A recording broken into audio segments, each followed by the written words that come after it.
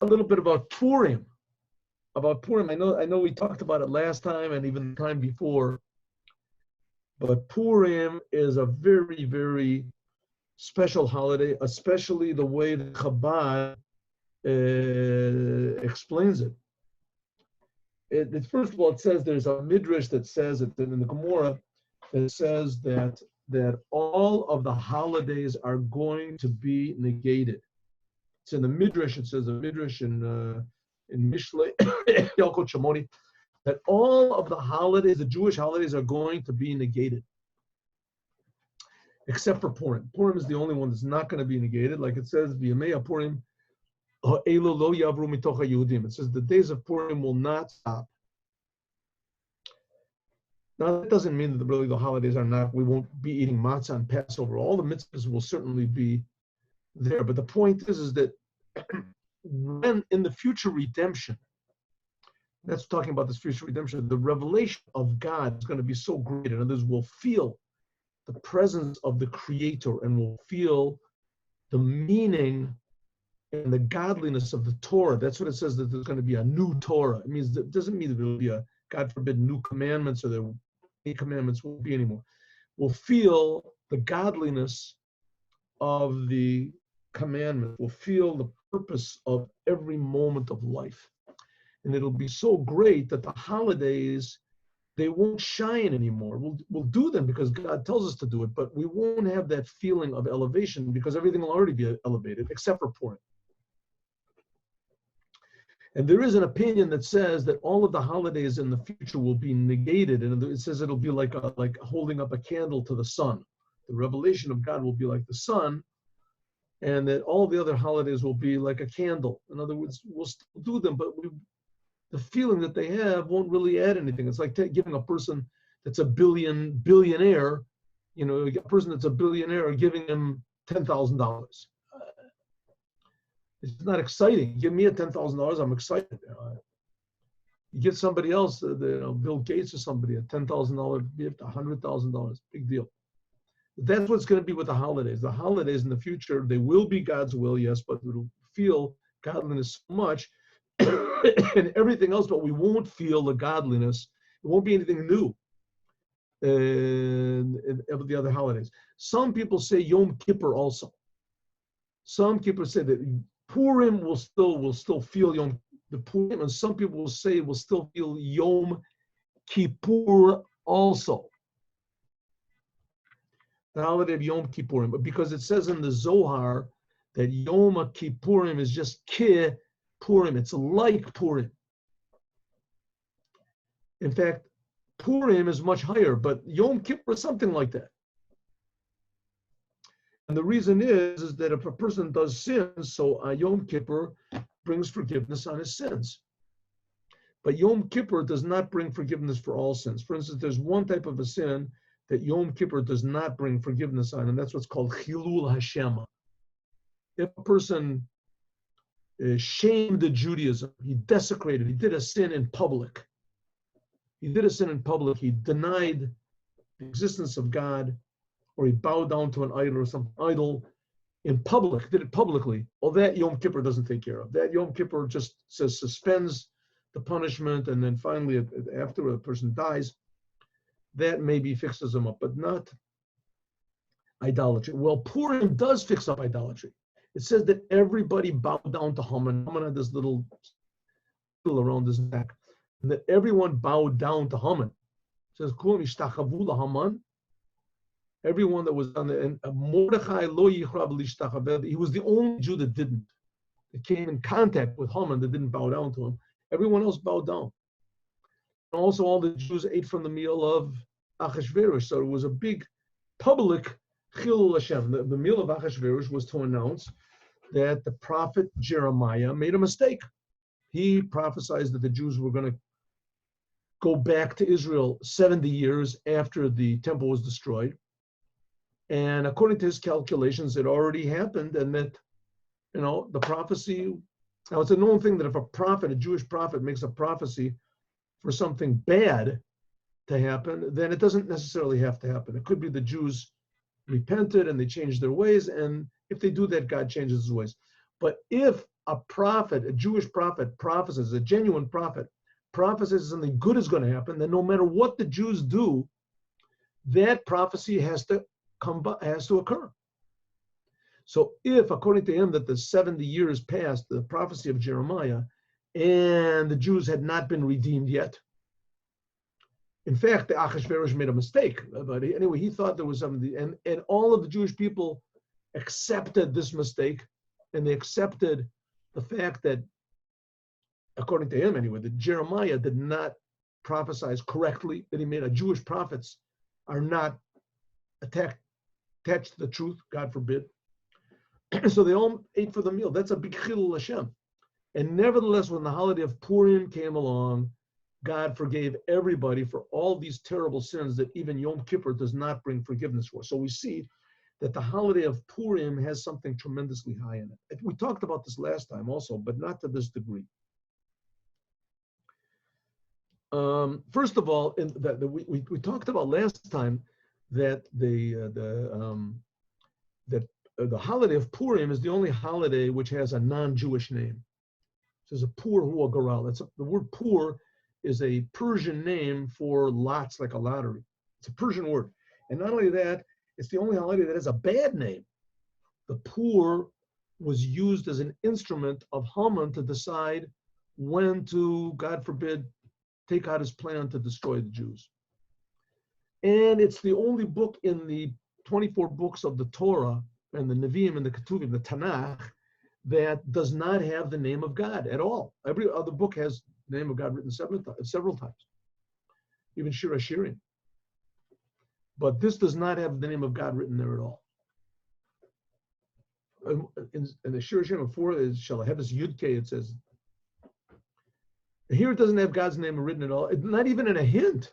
Not even in a hint, and the whole thing is just telling the story about what happened with. It doesn't say that the Jews in the end they thanked God and they believed in God. They were just happy. It says they were happy. Very strange. In some places it says that Achashverosh is referring to God, and that Hamelech, when it says Hamelech, the king, is referring to God. Okay, but that's in a very concealed way. In fact, the whole entire Magilla is very concealed. That's what the whole idea of Esther is. Esther means to be concealed. Hester, Esther, to be concealed.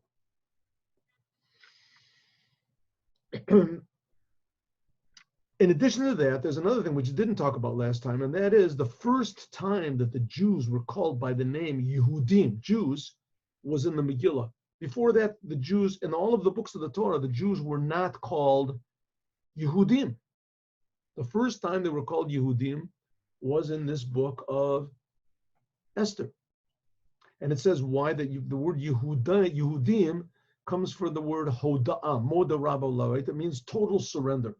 A Yehudi is a person that denies idolatry, and he totally surrenders himself to the creator of the world. That's what a Jew is. Yehuda means Hodaya. Hodaya means surrender. Hod. Modi manachtulach. It says Modim Chachamim Rabbi Meir. It says that the wise men, they all agreed to what Rabbi Meir said because they just couldn't understand. It says Lo yachlu lamod al sof dato. They couldn't get to it was so deep. They knew he was right, they just didn't understand him. So they agreed with it. Modim Chachamim Rabbi Meir. So that's the idea of Yehudi, is from the language of Hodaya. Apam Odeat Hashem. That's where Yehuda got his name from. That Leah said, now I will give praise and thanks to the Creator. Well, so a Yehudi, a Jew, this idea of Hodaya, this is the idea of not understanding anything, realizing that God is totally above and beyond our understanding. Like we said, I think before, that understanding is not the proper sense of our senses, seeing, hearing. Understanding is not the proper sense to perceive God. Just like you can't use your ears to see and you can't use your eyes to hear. It's just not the proper, you can't use your brain to perceive godliness. The only way you can perceive godliness is through true, total surrender. Of course, you have to know what you're surrendering to. And that's the idea of the Torah, to know what we're surrendering to and what we're supposed to do. But nevertheless, that's why it says that the first time the Jews really received the Torah, it says, Kibala Yehudim et asher achilu lasot. The Jews really received the Torah was on Purim, on Mount Sinai. They just began, but they never had this thing of total surrender to God, which that's the whole point of the Torah. Total surrender, giving themselves over to God, the way that God gave himself over to us when he gave the Torah.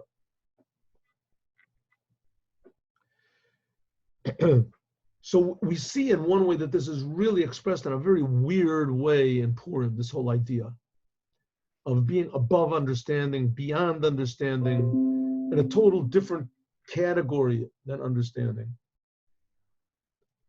And that is getting drunk. Purim is the only holiday in Judaism, the only day of the year, the whole this, that you're supposed to get drunk. And not only that, it says you're supposed to get drunk until you don't know the difference between Haman is a bad guy and Mordechai is a good guy. You're supposed to get so drunk you don't know the difference between these two very basic principles of Judaism. I mean, what is the whole purpose of Judaism? The whole idea, when God gave the Torah, what did he give the Torah for? To show us what is good and what is bad. What are we doing here? We're here in the world in order to fix up the world. That's why God gave the Torah in the world. That's why the Holy Temple was in this world. That's why the raising of the dead is going to be in this world. That we're here in the world in order to fix the world up. According to the language of Chabad, they use it's called dira, to make God a dwelling, a dira, betachtonim, in the lower worlds. The purpose of life is not to go to heaven. There is such a thing as heaven, but that's not the purpose. Like the purpose of a doctor is to make money. Right? Doctors make money. That's not the purpose of a doctor. The purpose of a doctor is to heal people. It's supposed to be. The purpose of a lawyer is supposed to be for justice. So it's supposed to be. If he does it for the money, then he's missed the purpose of the whole thing. It's nice to make money, but he's missed the purpose. Same thing if you want Judaism, in order to go to heaven, to get something for yourself, to, how do you say, develop your soul to be a person who is, how do you say, a spiritual person, a person who is given over to spiritual things, that he's interested not in this world, but in the world to come, that your soul will receive its reward and everything. That's very nice. You know, it certainly is a very good motivation, but that's not the purpose of the Torah. That's what the Jewish people did until Purim. If you look at the stories over about the Shoftim, the judges, book of Judges, see that the Jews, as soon as things started getting bad, as soon as things got good, the Jews were really in a good state, and they went and they started worshiping idols. They wanted to be friends with the non-Jews, and they just copied their ways. Instead of be friends with the non-Jews, wonderful, but you have to teach them, not they teach you. But the Jews didn't do it. It's like it is in Israel today, right? Just, you know, if Trump says something, I don't want to do it, give back land, sure, we'll give away land, we'll do whatever you want to, you know. If they shoot rockets at us, we'll be quiet, we'll be nice guys, maybe they'll like us, maybe the United Nations will like us. Okay, it's a common thing that happens among the Jews all throughout the generations, that they simply want what's good for themselves, right, for themselves. Purim was the first time in the history of Judaism that the Jews did not want what was good for themselves. It's called Mesirut Nefesh. They totally gave away any thought of themselves, of their soul, of their body, their spiritual, their physical, no thought whatsoever. And that's why it says that Haman, when he came out with this decree to destroy all the Jews, all they had to do was say, I'm not Jewish. And they couldn't be killed. The law was you could kill every Jew. Every non-Jew had a license and an encouragement and a blessing from the king to kill every single Jew that they could, their next door neighbors, everyone.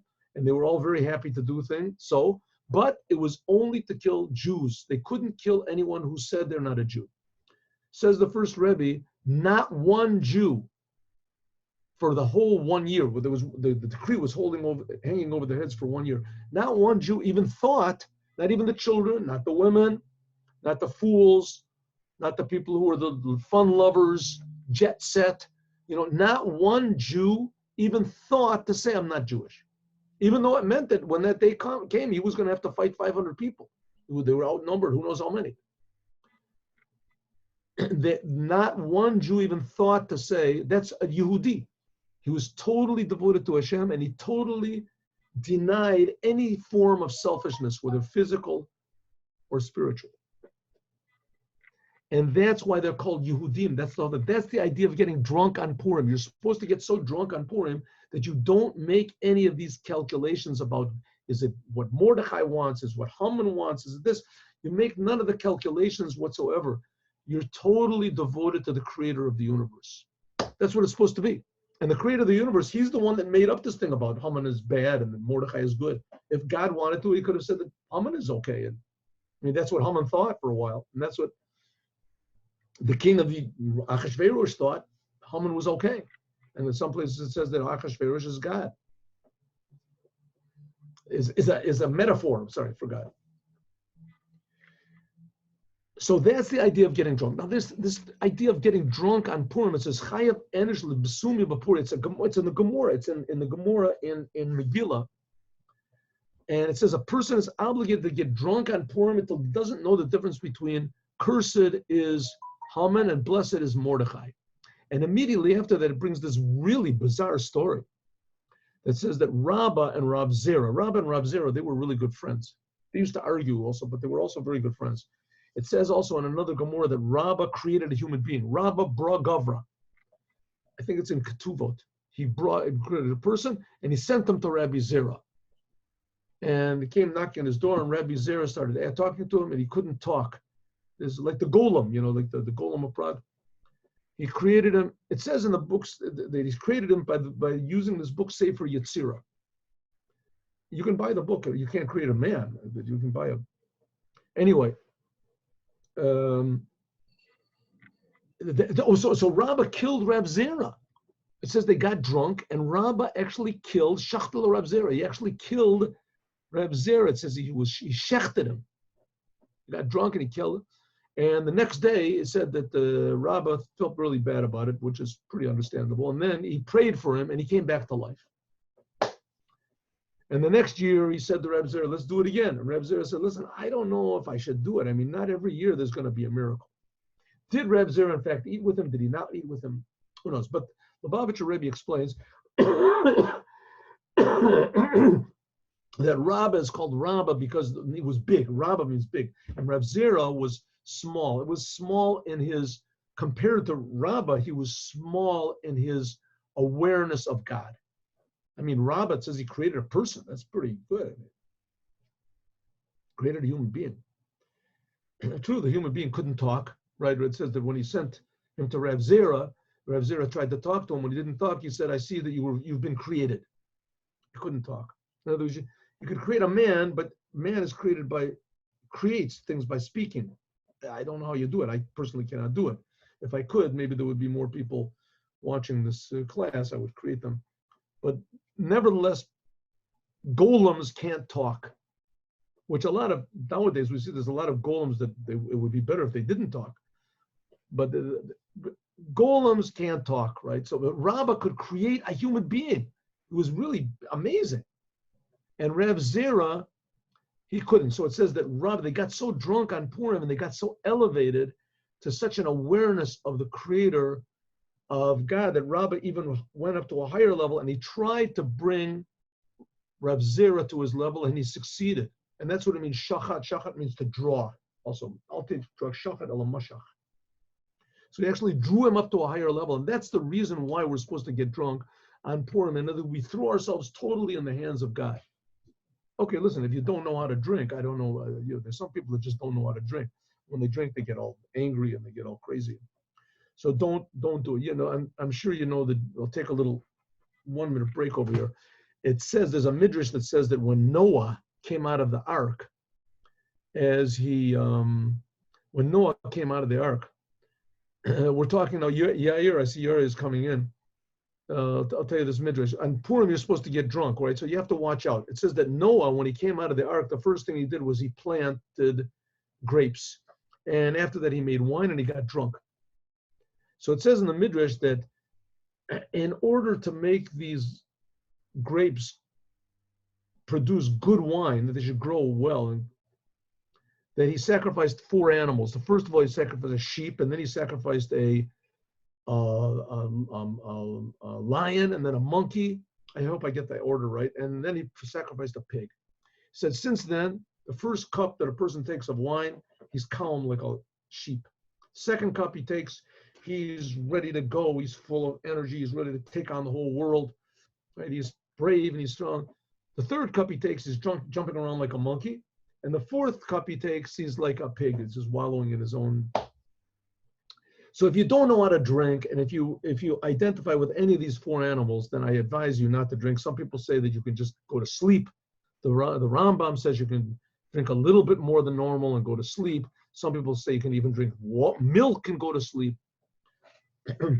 I saw another explanation that says you shouldn't know the difference between cursed is Haman and blessed is Mordechai. In other words, don't think that you can properly judge things that happen to you. Sometimes the worst things, what you think is the worst that happens to you, really is contained inside of it a big blessing. I just heard yesterday that one of my teachers, my beloved teacher, is not alive now, that he said, when God forbid, if you ever have problems, if you ever have problems in life, do not run away from the problems, because the answer to the problem is always found in the problem, and there's always some sort of a treasure, hidden treasure inside of the problem.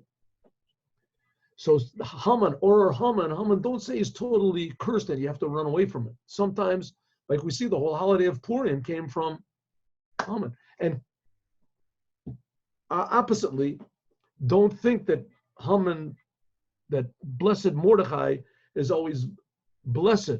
In other words, that you're learning Torah, you're doing commandments, you're sitting up high, greatest, nothing can be better than me. Sometimes complacency can be your worst enemy. And then self-satisfaction can be your worst enemy. Like it says, and we say in the Yom Yom, Hasamech b'chalko baruchniut is a midara. A person who's satisfied with his spiritual level and his spiritual achievement is a very bad thing. Should not be satisfied. Or like what the Rabbi once said, they asked him on the radio, on the television, they interviewed him, I think it was BBC. Are you happy? The Rabbi said, yes, I am happy, but I am not satisfied. So that's what we always must be. So don't think that the bad things are really bad and that the good things are really good. No, sometimes good things bring you to complacency and laziness, and sometimes, is not good, and sometimes the bad things can bring you into what they call yush, giving up, depression, getting depressed. Don't let it happen. The bad things really inside of them are contain something good, and the good things inside of them, if you suffice with the good, that can be something bad. Okay, let me just say a very interesting thing. You get drunk till you don't know the difference between Baruch Mordechai and Or Haman. Well, it happens to be that Baruch Mordechai and Or Haman, if you count the letters, you can do it another time, comes out to be 502. Both of them are the same gematria, 502.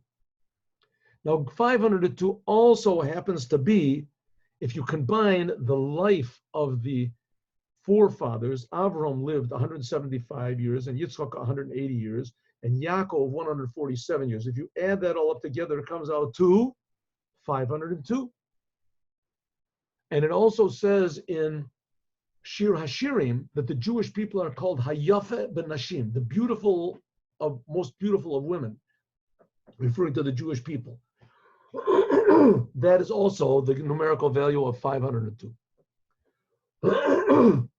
What does it come to show us? It comes to show us that, like we said on the holiday of Purim, what happened in the holiday of Purim? Why was it a bad name? Purim, because Haman decided he wanted to get above understanding. He understood, he realized where he was coming from. He realized he was created by God. And he knew that God does not want evil in the world, but he knew God doesn't want evil in the world, but he created Haman. And Haman knew God is creating me. I have to get to my source. Where is my source? The source that's creating me. And this source is above all logic. It's above all reason. This is the source, the essence of godliness. It creates evil. That's why the first of the 10 commandments is, I am God that took you out of Egypt. Because taking us out of Egypt was an amazing accomplishment, because who made Egypt? God. And God made Egypt to defy God. And the same thing with Haman. Haman was even worse. He had the power to defy God. And that's why he built the gallows 50 amos high. It says 50, it refers to the 50th gate of understanding, above the source of understanding, above all understanding. So all the things all came up together.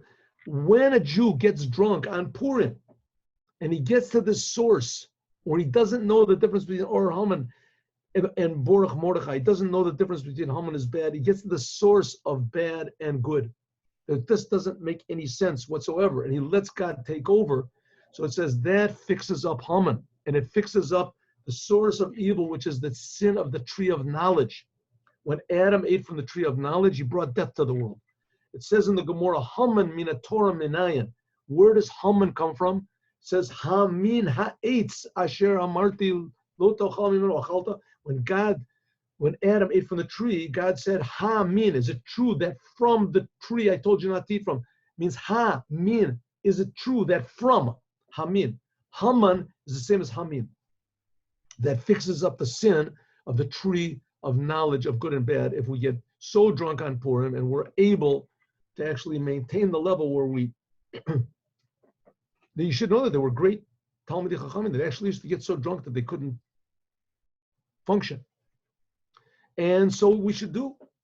You should do it. I mean, I'm talking about, again, you can fix up. If you really can't hold your liquor and you get to the point where you are such a level and you still believe in God, that fixes up also the sin of Noah. That Noah got drunk in his, that fixes up. Noah was the father of all non-Jews. All the father of all non-Jews. And that's the whole idea of Purim, that it shoots us above even Yom HaKippurim. That God gives us this tremendous, amazing blessing that wipes out all of our sins, wipes out all of our improper thinking, our logic, our wrong ideas, our wrong axioms and feelings and values that we have. Purim, holiday of Purim. And that's why in one big way it says that the holiday of Purim will not be erased from the Jews, lo yavro mitoch haYehudim, that the holiday of Purim will always be there. It's the holiday of Mordechai, and Mordechai was just like Moses in his generation. And in our generation, we have the Rebbes of Chabad. We have the previous Rebbe, we have the Rebbe, the teachings of the Rebbe, that'll take all of the Jews out of all of their problems, make us all crazy. Yehudim, Jew, totally devoted to the Creator, totally defiant of our own selfishness, and that we can make it that there'll be a world that there won't be any fears and there won't be any violence and there won't be any addictions and there won't be any depression. I mean, the world can get along very well without those things. And so it will be to all of us. Yehudim ya'ora v'simcha v'sasam v'yakor v'kein tiyalanu in the geula amitit v'shlema, with a complete, total redemption by reason of the Rebbe Melech HaMashiach now. V'yehid b'yamei Achashverosh v'yehid b'yamei Achashverosh Molech me'odu v'yarkush Molech me'odu v'yarkush Sheva v'esrim me'ya medina v'esrim u'me'ya medina. Purim Sameach, everybody. God willing, we'll see each other next week on Sunday. Hag Sameach. Have a great festival. You too. Thank you. We'll see each other. Shalom. Shalom, shalom.